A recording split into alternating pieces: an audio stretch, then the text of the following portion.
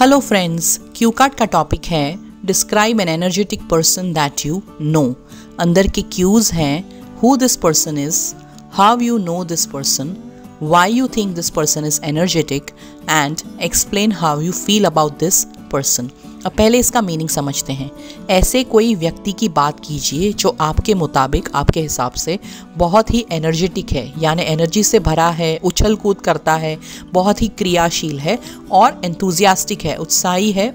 ये व्यक्ति कौन है? आप इसे कैसे जानते हैं? आपको क्यों लगता है कि एनर्जेटिक है और आप इस इंसान के बारे में कैसा फील करते हैं?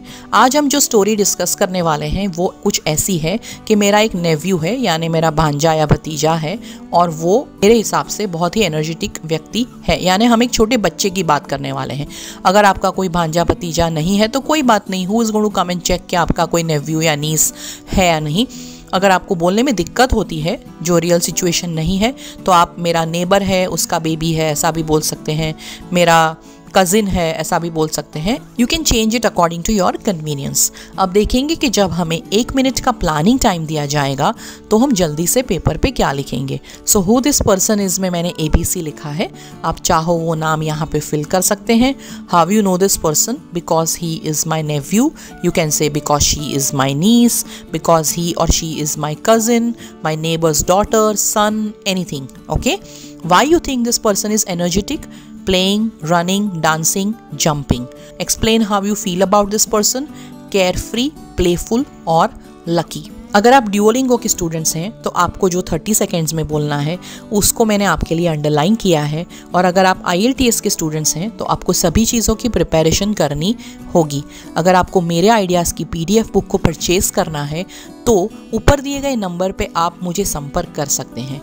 इस बुक में 1 to 78 के सारे क्यू कार्ड्स हैं और उसके फॉलोअप क्वेश्चंस भी मौजूद हैं। ये सारे आइडियाज़ मेरे हैं, यूनिक है और सबसे अलग है। चलिए अब क्यू कार्ड को समझ लेते हैं। When I think of energy, I think of my nephew. His name is ABC and he is a bundle of energy. हमने यहाँ पे पहला क्यों आंसर कर दिया। जब भी मैं एनर्जी के बारे में सोचता हूँ मैं अपने भतीजे के बारे में सोचता हूँ। उसका नाम ये है और वो एनर्जी का भंडार है। बंडल ऑफ एनर्जी यानी एनर्जी का भंडार।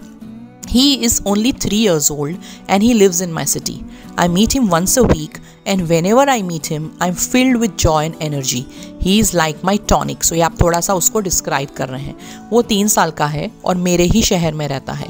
मैं उसे हफ्ते में 1 बार मिलता हूँ, लेकिन मैं उसे जब भी मिलता हूँ मैं खुशी और एनर्जी से भर जाता हूँ, जैसे कि वो मेरा टॉनिक है, यानी मेरी एनर्जी की दवाई है। I just met him a few days ago. He will now start going to school and much of his mischief will be controlled by his teachers. मैं अभी उसको थोड़े दिन पहले ही मिला था, अब वो स्कूल जाने वाला है और उसकी ज़्यादातर मस्ती उसके टीचर्स कंट्रोल करेंगे। I think ABC is very energetic because he is always doing something. अब हम आंसर कर रहे हैं कि हमें क्यों लगता है कि ये एनर्जेटिक है। हमने ऑलरेडी कह दिया कि हमारा नेव्यू है, सो वी ऑलरेडी सेड हम इसे कैसे जानते हैं। ओके, सो हम थर्ड क्यों आंसर कर रहे हैं। मुझे लगता है कि ABC बहुत एनर्जेटिक है क्योंकि वो हमेशा कुछ ना कुछ करता रहता है। He never sits quietly in one place. He is either playing and running around और जंपिंग एंड डांसिंग। वो कभी भी एक जगह पे शांति से नहीं बैठता है, या तो वो खेल कूद कर रहा है, भाग दौड़ कर रहा है, यहाँ वहाँ कूद रहा है, या फिर नाच रहा है। From the time he wakes up to the time he goes to bed, he is always on the go. वो सुबह उठता है तब से लेके रात को सो जाता है तब तक हमेशा कुछ ना कुछ करता रहता है। On the go यानी अपने पैर पे होता है, यानी या तो नाचता है, दौड़ता है, भागता है। So on the go is an idiom for a person who is all the time doing something. It is hard to make him sit and do something. Sometimes I think he is hyperactive. उसे एक जगह पे शांति से बैठा के कुछ करवाना मुश्किल है। कभी कभी तो मुझे लगता है कि ये हाइपर एक्टिव है। When I see him, I feel like becoming a child again. He is carefree and playful. He has no worries to study or to earn. जब भी मैं उसे देखता हूँ मुझे लगता है मैं वापस बच्चा बन जाऊँ।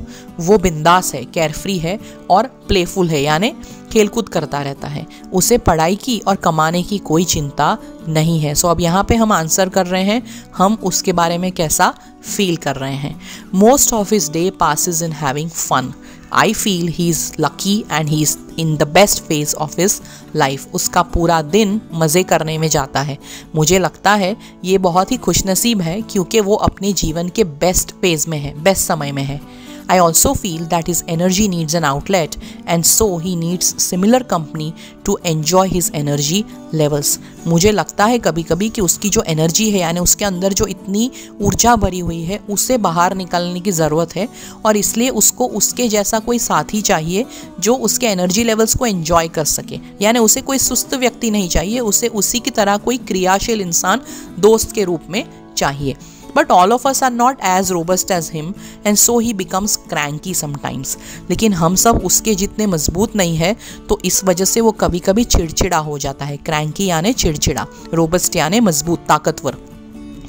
Children are naturally energetic because they are young and they are stress free. बच्चे कुदरती रूप से एनर्जेटिक होते हैं क्योंकि एक तो वो यंग होते हैं और दूसरा उनको कोई तनाव नहीं होता है। If we eat well and know how to manage our stress, then we can also have similar vitality and liveliness like children. अगर हम अच्छे से खाएं और हमारे स्ट्रेस को अच्छे से मैनेज करें तो हम भी बच्चों की तरह ताकत रख सकते हैं। वाइटलिटी यानी ताकत, स्ट्रेंथ, और लाइवलीनेस यानी स्फूर्ति। My nephew inspires me to be enthusiastic and peppy like him. मेरा जो नेव्यू है वो मुझे प्रेरित करता है उसी की तरह उत्साहित और पेपी, वापस एक समानार्थी है एनर्जेटिक का। His high-spirited persona reminds me that life is beautiful and we should enjoy every moment. I really like my cute nephew. उसका जो high-spirited persona है, again this is a synonym for an active or an energetic person.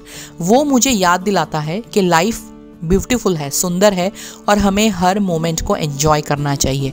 मुझे मेरा cute nephew बहुत ही पसंद है। So friends, इस Q card से रिलेटेड जो फॉलोअप क्वेश्चंस है उसकी लिंक मैं जल्दी से डिस्क्रिप्शन बॉक्स में लगाने वाली हूँ। अगर आपको कोई और क्वेश्चंस है या फिर ये क्यू कार्ड से रिलेटेड कोई कमेंट है, फीडबैक है, उसे आप कमेंट बॉक्स में ज़रूर लिखें।